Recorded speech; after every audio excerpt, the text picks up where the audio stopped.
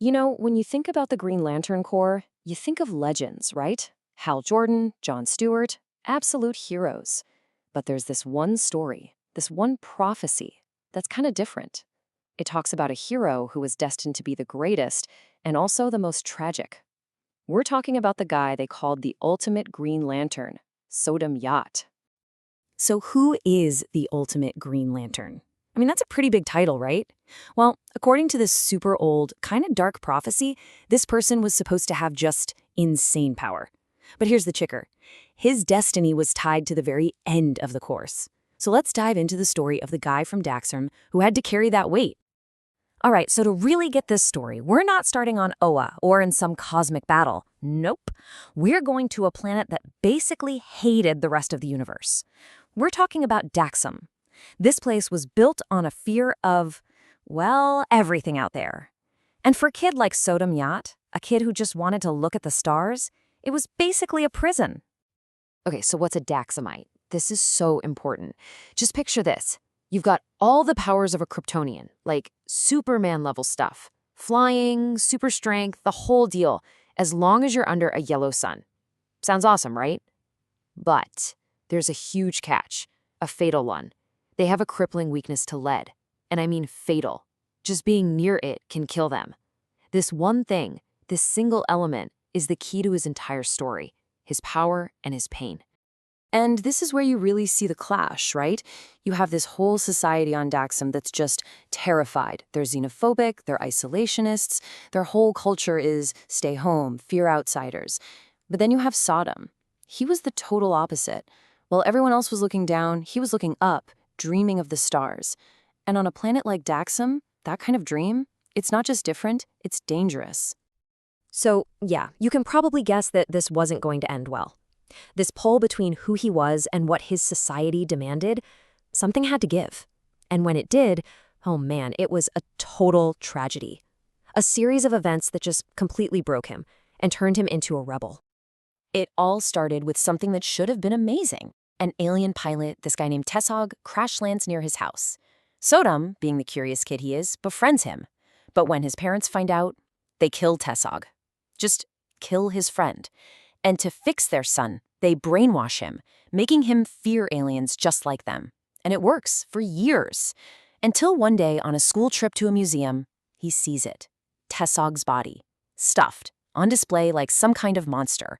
And just like that, the brainwashing shatters. And all that's left is rage. Can you even imagine? After that, everything changed. Sodam Yadin started living a double life. To everyone else, he was a good, loyal Daxamite who hated aliens.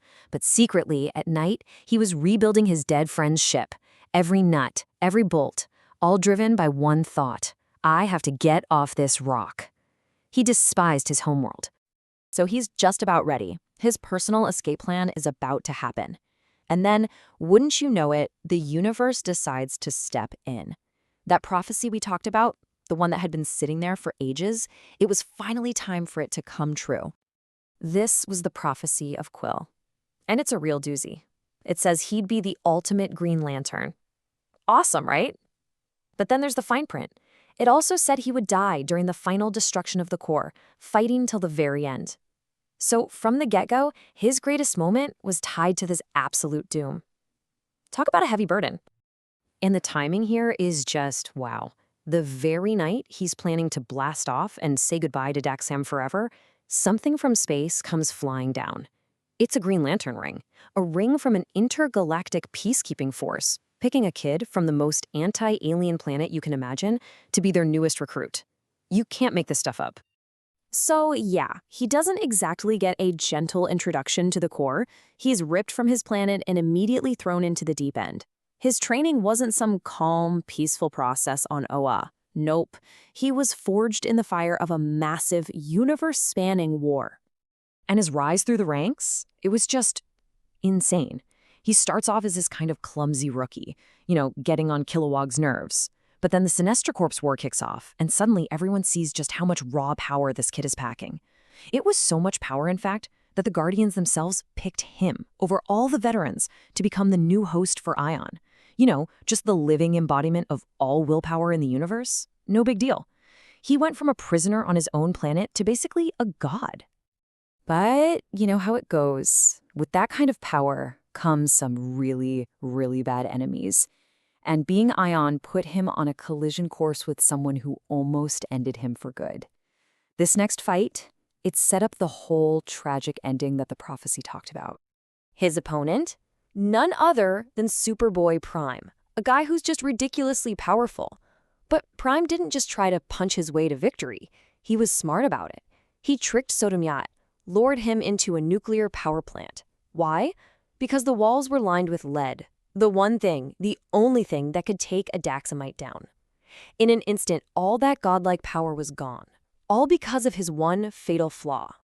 The fight was just brutal. He was beaten, impaled with uranium rods, and left for dead. But the physical damage wasn't even the worst part. He now had incurable lead poisoning. The only thing keeping him alive was his Green Lantern ring, constantly filtering the poison out of his system. So he was a prisoner again, wasn't he? First on his planet and now inside his own body.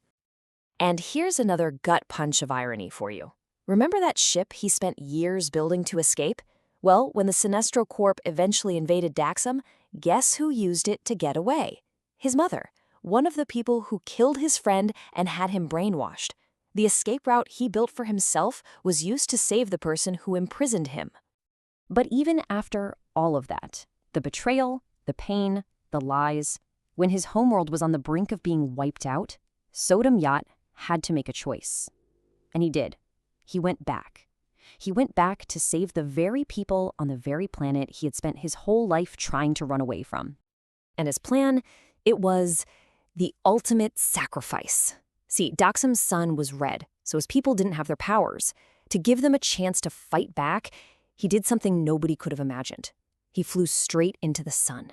He used all the power of Ion to literally change the star from red to yellow. In that moment, he gave every single person on his planet the powers of Superman.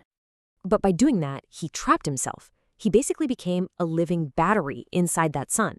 A torchbearer, they called him. Forever stuck, powering his people. He sacrificed his own freedom to give it to them. It turns out, fulfilling the prophecy wasn't about dying in some epic final fight. It was about giving up his entire life to become a symbol. So that brings us all the way back to the beginning. What made Sodam the ultimate Green Lantern? Was it his off-the-charts power level? Or was it the fact that he was willing to sacrifice literally everything for the people who hurt him the most? It kind of makes you wonder, doesn't it? Maybe being the ultimate hero isn't about how strong you are, but about what you're willing to give up. What do you think?